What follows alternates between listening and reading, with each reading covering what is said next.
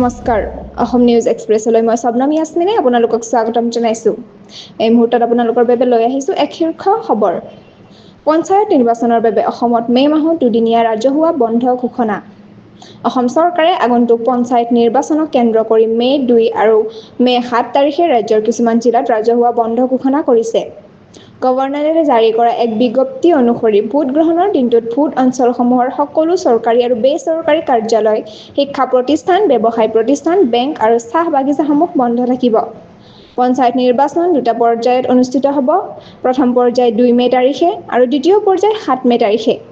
2 মে' তাৰিখে যিসকল জিলাত ভোট হ'ব সেয়া হ'ল তিনিচুকীয়া, ডিব্ৰুগড়, চৰাইদেউ, শিৱসাগৰ, মাজুলী, যোৰহাট, গোলাঘাট, ধেমাজি, লখিমপুৰ, শোণিতপুৰ, বিশ্বনাথ, কাছাৰ, হাইলাকান্দি আৰু শ্ৰীভূমি। 7 মে' তাৰিখে ভোট গ্ৰহণ কৰা হ'ব ধুবুৰী, দক্ষিণ শালমাৰা, গোৱালপাৰা, বঙাইগাঁও, বৰপেটা, বজালী, নলবাৰী, কামৰূপ, কামৰূপ মেট্ৰ', হোজাই, নগাঁও, মৰিগাঁও আৰু দৰং জিলাত। সকলো ভোট অঞ্চলত নিৰ্বাচনী দিনটোত বন্ধ পালনৰ নিৰ্দেশ দিয়া হৈছে। বিশেষকৈ ভোটাধিকাৰ প্ৰয়োগ কৰাটো আমাৰ নাগৰিক দায়িত্ব। সেয়ে সকলো ভোটাৰক নিৰ্ধাৰিত তাৰিখত নিজৰ ভোটাধিকাৰ ব্যৱহাৰ কৰিবলৈ আহ্বান জনোৱা হৈছে।